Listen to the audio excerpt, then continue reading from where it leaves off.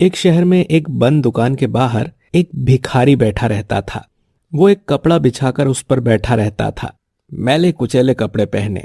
वो एक मिट्टी का बड़ा सा कटोरा सामने रखता था जिसमें आने जाने वाले पैसे डाल देते थे।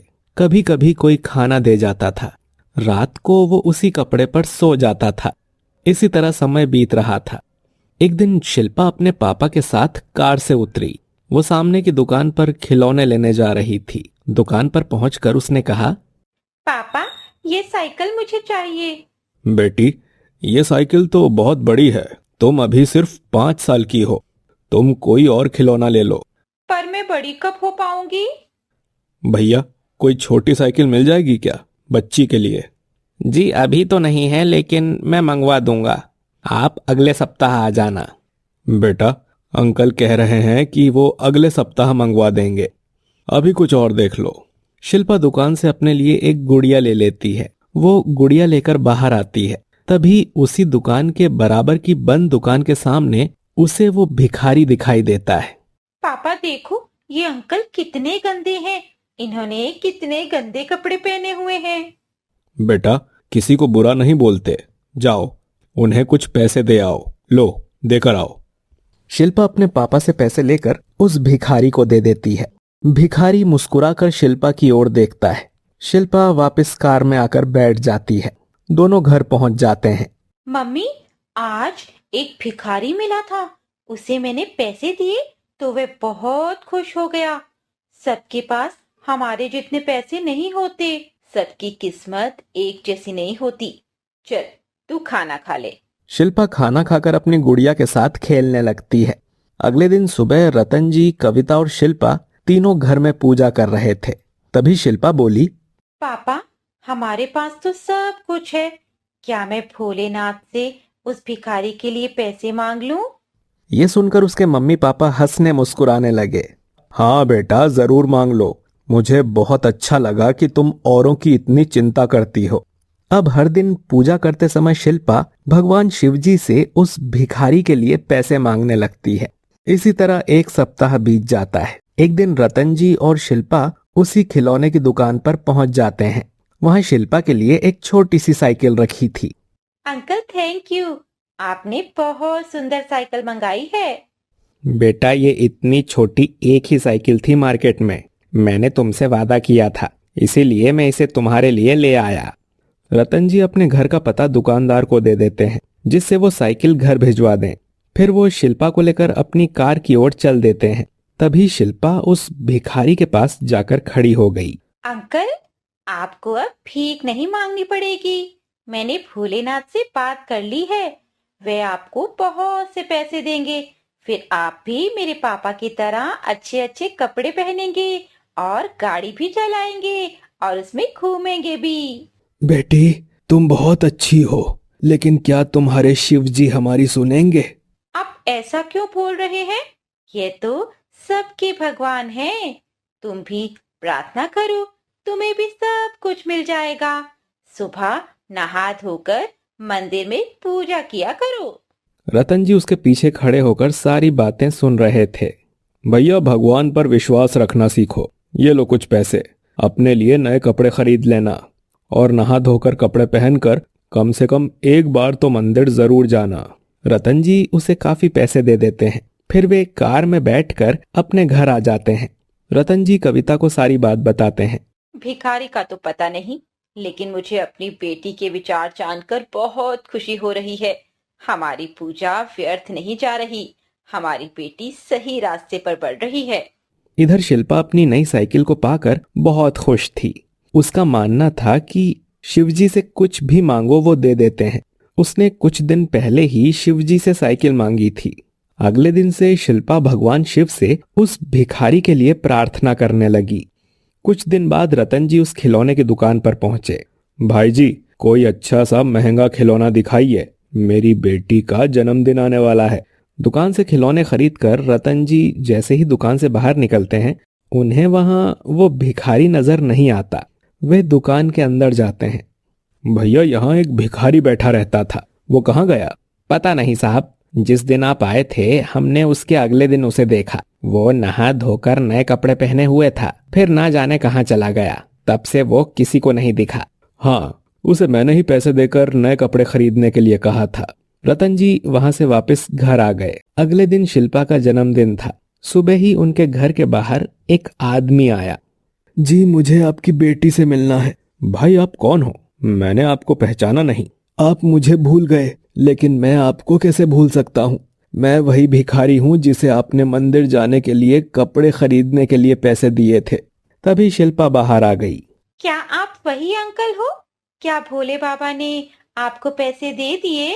हाँ बेटा, तेरी प्रार्थना सुन ली भगवान ने। मेरे पास अब बहुत पैसा है और मैं बड़े से घर में रहता हूँ। लेकिन ये सब हुआ कैसे? उस दिन मैं मंदिर गया। मैं वहां शिव जी के सामने आंखें बंद करके प्रार्थना करने लगा। जब मैंने आंखें खोली तो मेरे सामने एक लॉटरी का टिकट पड़ा था। मैंने जब वहां देखा तो वहां कोई नहीं था। जब मैंने पता किया तो मेरा इस टिकट से बहुत बड़ा इनाम निकला था। उससे मैंने एक मिठाई की दुकान खोल ली। फिर भी बहुत से पैसे बच गए। तो अभी 2 दिन पहले मैंने एक बड़ा सा घर खरीद लिया और उसमें भगवान शिव जी का बड़ा सा मंदिर बनवाया है। उस दुकानदार से आपका पता लेकर मैं यहाँ आया हूँ। मैं चाहता हूँ कि आपकी बेटी का जन्मदिन आज मेरे घर मनाया जाए। मैंने तो सारी तैयारियां भी कर ली हैं, क्योंकि मेरे पास आज जो कुछ भी है वो सब इस बच्ची की प्रार्थना से ही मुझे मिला है। सभी को साथ लेकर वो अपने घर पहुंचता है। पूरा घर सजा हुआ था। वहां सबने पूजा की। शाम को शिल्पा का जन्मदिन मनाया गया।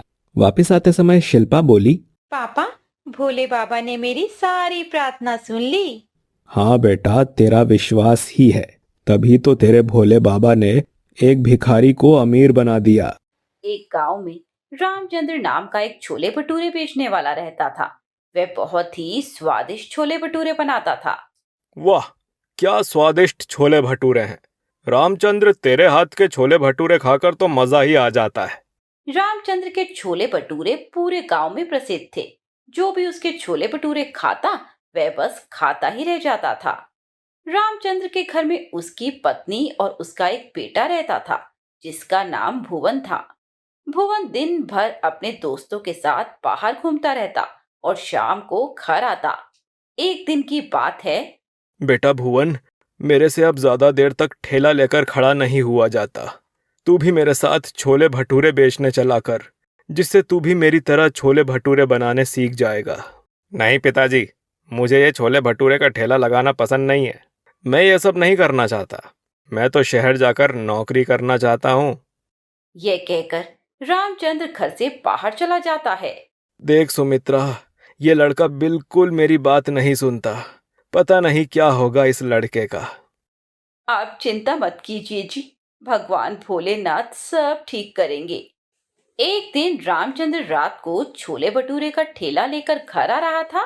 तभी एक साधु बाबा उन्हें मिलते हैं। बेटा, मुझे कुछ खाने को दे दे। 2 दिन से कुछ नहीं खाया बेटा।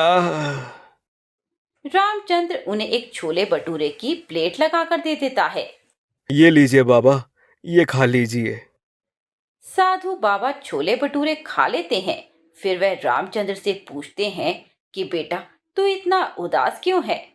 रामचंद्र उन्हें सारी बात बता देता है। बेटा, तू एक काम कर, तू कुछ दिन के लिए मेरे साथ चल। कहाँ बाबा? तू मेरे साथ मेरी कुटिया में चल, और ये बात अपने घर में मत बताना। लेकिन बाबा, मेरा बेटा और मेरी पत्नी मेरी चिंता करेंगे। कुछ नहीं होगा बेटा, तू मेरे साथ चल। रामचंद्र साधु बाबा के साथ चला जाता है। घर में उसकी पत्नी और उसका बेटा उसकी राह देख रहे थे। भुवन, तेरे पिताजी अभी तक घर नहीं आए, जरा जाकर देख कर आ। भुवन पूरे गांव में देखने लगता है, लेकिन उसे रामचंद्र कहीं नहीं मिलता। पूरी रात बीत जाती है, पर रामचंद्र घर नहीं आता। सुमित्रा का रो रो कर बुरा हाल था। 2 दिन बीत जाते हैं। बेटा, अब इस घर का खर्च कैसे चलेगा? तेरे पिताजी ने तो कितनी बार कहा था कि उनसे छोले भटूरे बनाने सीख ले, लेकिन तू नहीं माना। माँ, मुझे क्या पता था कि पिताजी अचानक चले जाएंगे। अगले दिन से भुवन अपने पिताजी की तरह ही छोले भटूरे का ठेला लगा लेता है। लेकिन उससे कोई भी छोले भटूरे नहीं खरीदता, क्योंकि ना तो उसे कोई जानता था और ना ही वह अपने पिता की तरह स्वादिष्ट छोले भटूरे बना पाता था। 2 दिन बीत जाते हैं, लेकिन भुवन की एक भी प्लेट नहीं बिकी थी। अगले दिन भुवन सुबह उठकर सबसे पहले मंदिर जाता है और भगवान शंकर से कहता है, हे भोलेनाथ, मेरे छोले भटूरे कोई नहीं खरीद रहा और मेरा सारा सामान और पैसे बेकार जा रहे हैं। हे भोलेनाथ, अगर ऐसा ही चलता रहा तो मैं कुछ ही दिनों में बर्बाद हो जाऊंगा। मुझे कोई रास्ता दिखाइए प्रभु। फिर वह मंदिर से घर आ जाता है और ठेला लेकर चला जाता है। वह एक जगह ठेला लगा लेता है। कुछ देर बाद एक बुढ़िया उसके ठेले पर आती है। बेटा, मुझे 1 प्लेट छोले भटूरे दे दो, मैंने कल से कुछ नहीं खाया। भुवन उसे 1 प्लेट छोले भटूरे दे देता है। बुढ़िया छोले भटूरे खाने लगती है। ये कैसे छोले भटूरे हैं? तुम्हें छोले भटूरे बनाने नहीं आते? इसमें कितना नमक है? भुवन रोने लगता है और उस बुढ़िया को सारी बात बता देता है। अच्छा, ये बात है। बेटा, तू रो मत, मैं तुम्हें छोले भटूरे बनाना सिखाऊंगी। तुम बिल्कुल चिंता मत करो, कुछ ही दिनों में तुम बहुत स्वादिष्ट छोले भटूरे बनाने सीख जाओगे। अब बुढ़िया रोज आकर उसे छोले भटूरे बनाना सिखाने लगी। 10 दिन में ही भुवन छोले भटूरे बनाना सीख गया और उसके छोले भटूरे बिकने लगे। अब भुवन की अच्छी कमाई होने लगी थी। अब उस बुढ़िया माई ने आना भी बंद कर दिया था। भुवन अकेला ही पूरा ठेला संभालने लगा। इसी तरह 1 महीना बीत जाता है। बेटा, अब तू अपने घर चला जा। अब तेरी सारी परेशानी खत्म हो जाएगी। रामचंद्र अपने घर आ जाता है। उसे देखकर उसकी पत्नी रोने लगती है।